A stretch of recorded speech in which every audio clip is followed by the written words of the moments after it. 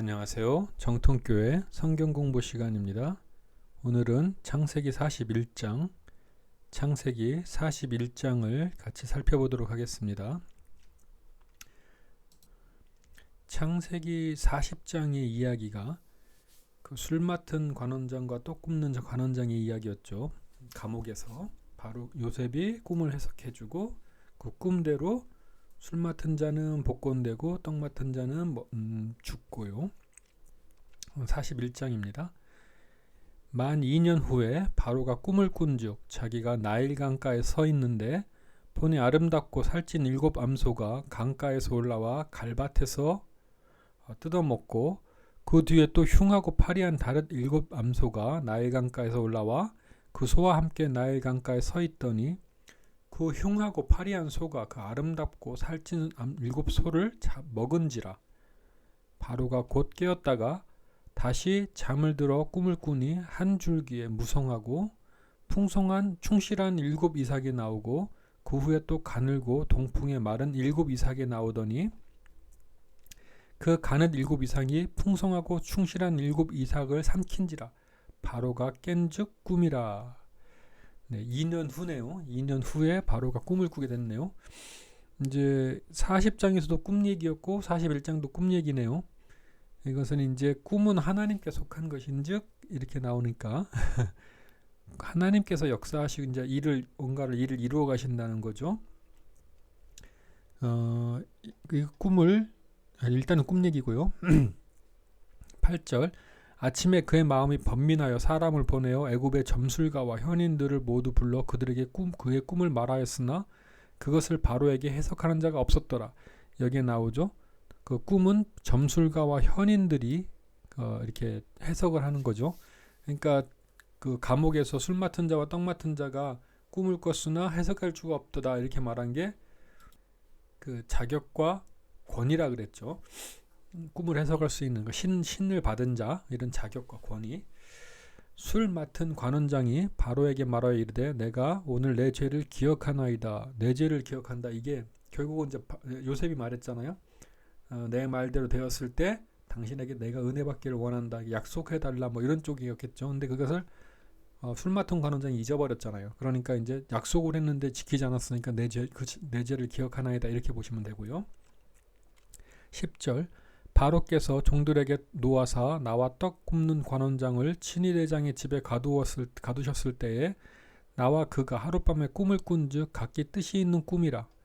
그곳에 친위대장의 종된 히브리 청년이 우리에게 함께 있기로 우리가 그에게 말하매 그가 우리의 꿈을 풀되 그 꿈대로 각 사람에게 해석하더니 그 해석한 대로 되어 나는 복직되고 그들은 매달렸나이다. 이제 이렇게 말하는 것은 그가 이제 그 꿈을 해석한다. 즉 신이 그와 함께한다 이런 얘기를 한 거죠. 14절 이에 바로가 사람을 보내어 요셉을 부르매 그들이 급히 그를 옥에서 내놓은지라. 요셉이 곧 수염을 깎고 그의 옷을 갈아입고 바로에게 들어가니 바로가 요셉에게 이르되 내가 한 꿈을 꾸었으나 그것을 해석하는 자가 없더니 들은즉 너는 꿈을 들으면 능히 푼다 하더라. 요셉이 바로에게 대답하여 이르되 내가 아니라 하나님께서 바로에게 편안한 대답을 하시리이다. 정말 이 말씀을 들으면서 정말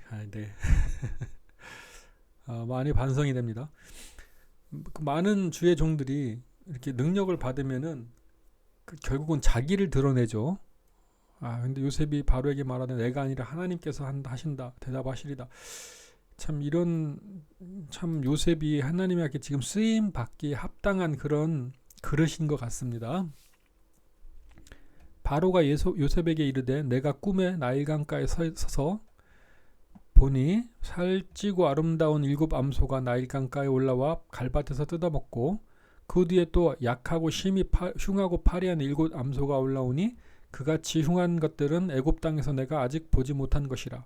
그 파리하고 흉한 소가 처음에 7 살찐 소를 먹었으나 먹은 듯 하지 아니하고 여전히 흉하더라. 내가 곧 깨었다가 다시 꿈에 보니 한 줄기에 무성하고 충실한 7 이삭이 나오고 그 후에 또 가늘고 동풍에 마른 7 이삭이 나더니 그 가는 이삭이 좋은 7 이삭을 삼키더라. 내가 그 꿈을 점술가에게 말하였으나 그것을 내게 풀이하는 주가 없느니라.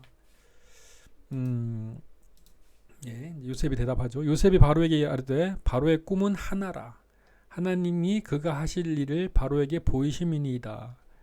7 좋은 암소는 7회이요 7 좋은 이삭도 7회니 그 꿈은 하노라. 한 줄기에서 나왔다 그러잖아요. 그러니까 떨어져서 나온 게 아니라 한꺼번에 7년 동안 계속 좋은 일이 있건 좋은 일이 없건 뭐 이런 식으로 된다는 얘기죠. 그 후에 올라온 파리하고 흉한 7소는 7년이요 동풍에 말라 속이 빈 7 이삭도 7해 충년이니 내가 바로에게 이르기를 하나님이 그가 하실 일을 바로에게 보이신다 함이 이것이라. 이제 해석이죠. 온 애굽 땅에 7해 큰 풍년이 있겠고 살찐 소와 충실한 이삭이겠죠. 그 후에 7해 흉년이 들므로 애굽 땅에 있던 풍년을 다 잊어버리게 되고 그 땅이 기근으로 망하리니 그 흉한 소가 먹었으나 먹은 것 같지도 않은 형태라 그랬잖아요. 그러니까 아주 그냥 풍년을 다 잊어버린다는 얘기겠죠. 그 후에 든 그 흉년이 너무 심함으로 이전 풍년을 이 땅에서 기억하지 못하게 되리이다. 예. 바로께서 꿈을 2번 겹쳐 꾸신 것은 하나님이 이 일을 정하셨음이라. 하나님이 속히 행하시려니. 이 꿈을 2번 꾸고 2번 부르고 이런 것은 성경에서 바로 급하게 행하신다 이런 뜻입니다.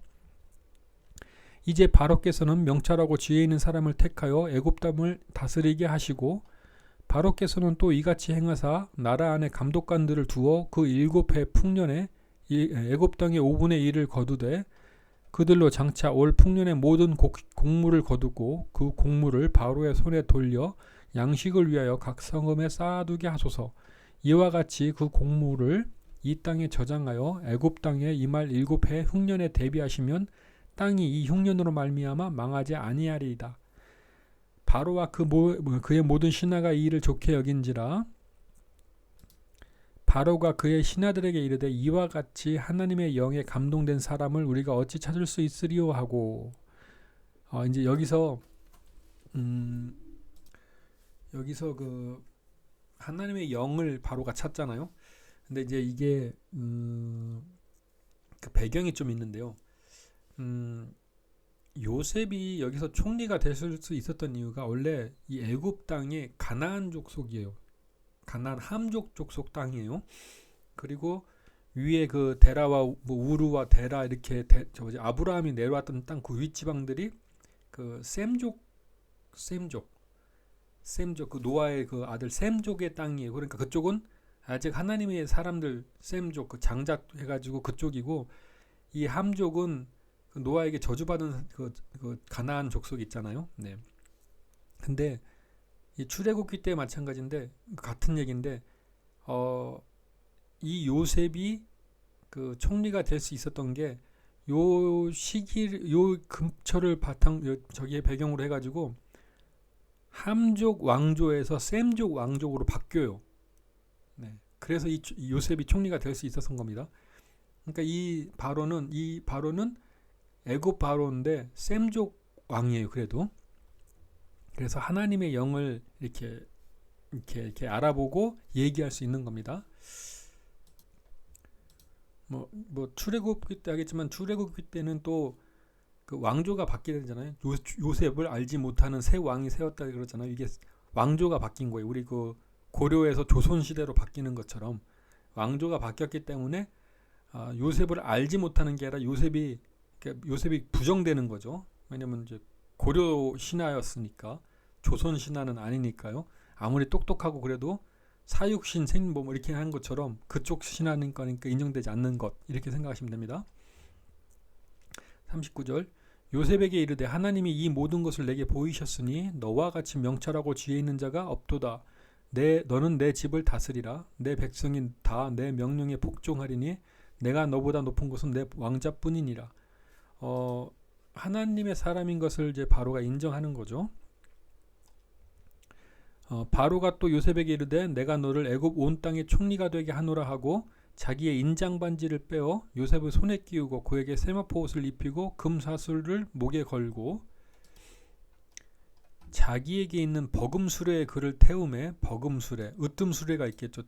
최고 순회, 두 번째 수레 이런 식으로 버금순회, 으뜸수레 그를 태우고 무리가 그의 앞에서 소리 지르기를 엎드리려 하더라. 바로가 그에게 애굽 전국을 총리로 다스리게 하였더라.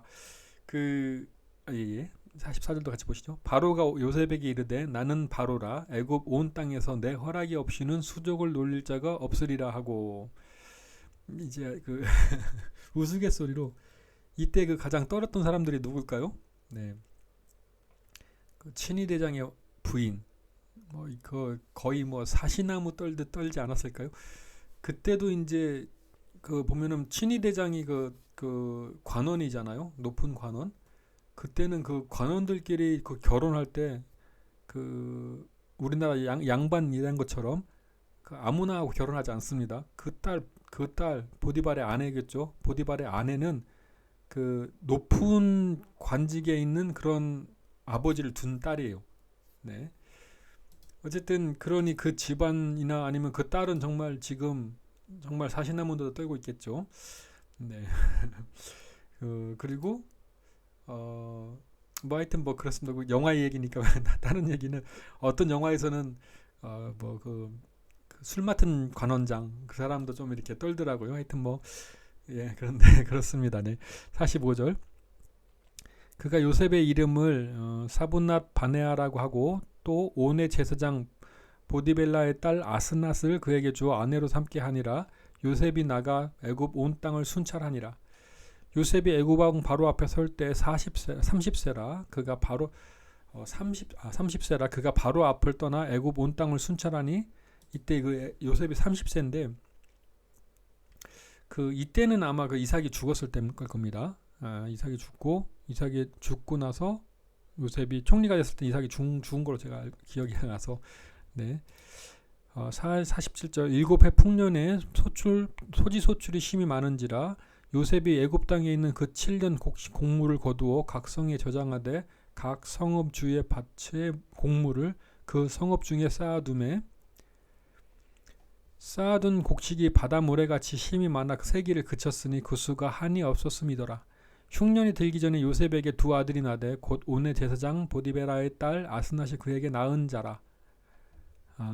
요셉이 그의 장남의 이름을 므낫셋이라 하였으니 하나님이 내게 내 모든 고난과 내 아버지의 온 집 일을 잊어버리게 하셨다 하며 계속 마음에 남고 있는 거죠. 그 어떤 원한이라던가 뭐 이런 것들 상처가 있는 거죠.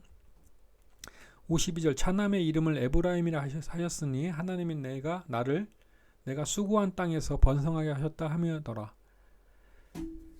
53절 애굽 땅에 7해 풍년이 그치고 요셉이 말한 말과 같이 7해 흉년이 들기 시작하매 각국에는 기근이 있으나 애굽 온 땅에는 먹을 것이 있더니 애굽 온 땅이 굶주림에 백성이 바로에게 부르짖어 양식을 구하는지라 바로가 애굽 모든 백성에게 이르되 요셉에게 가서 그가 너희에게 이르는 대로 하라 하니라. 다 읽어하시죠. 온 지면에 기근이 있음에 요셉이 모든 창고를 열고 애굽 백성에게 팔세 애굽 땅에 기근이 심하며 각국 백성도 양식을 사려고 애굽으로 들어와 요셉에게 이르렀으니 기근이 온 세상에 심함이었더라. 이게 이제 두 가지로 볼 수 있는데요. 하나는 온 지면에 기근이 있다 그랬고 그다음에 각국 백성 얘기도 나오고요. 온 지면에 기근이 있다는 얘기는 뭐 어떤 하나님의 나타나심 역사하심이겠지만 이런 뜻도 있는 것 같습니다. 지금 여기가 셈족 왕조라 그랬잖아요. 그 전에는 가나안족 왕조. 그러니까 하나님께서 하나님을 알지 못하는 사람들에게 증명해 주시는 거죠. 기근이 통해 가지고 각 족속들이 섬기는 신들이 되게 많은데 그 기근을 아무 신들도 해결해 주지 못하잖아요. 오직 요셉이 있는 총리로 있는 애굽에서만 이 기근 문제가 해결되잖아요. 그러니까 모든 신들 앞에서 하나님의 위대하심을 나타내시는 거죠. 이게 출애굽기 때였던 그 열재앙 사건하고도 비슷한 의미를 갖는다고 봅니다. 그리고 각국 백성 얘기가 나오는 것은 이제 결국은 자기 아버지 형제들에게도 이제 그 어떤 이야기가 스토리가 연결되는 것을 암시하는 거겠죠. 네. 이렇게 이야기가 마치 이렇게 정리하도록 하겠습니다. 이 장을 정리해 보면은요. 예, 정리를 해 보면은 일단은 꿈 얘기가 나오죠. 바로가 꿈을 꾸고요. 그 다음에 바로의 꿈으로 인해서 요셉이 감옥에서 나오고요. 감옥에 나와서 꿈 해몽을 하고 그로 인해서 총리가 되고, 그죠? 예, 바로의 총리가 되면 기근이 되고, 그러면은 여기서는 기근까지 이야기가 나왔으니까 예, 2장 41장의 이야기는 바로의 꿈으로 됐지만 어차피 총리가 된 거죠. 이렇게 해서 총리 이야기를 하려면은 어차피 바로의 꿈 얘기가 나와야겠죠. 총리가 되고 총리가 된 그 꿈의 이야기처럼 온 땅에 풍년과 기근이 있었다. 이렇게 해가지고 41장은 총리와 기근의 이야기 하면은 41장이 다 정리가 되는 거겠죠. 예, 감사합니다. 이렇게 해서 41장을 마치도록 하겠습니다. 수고하셨습니다.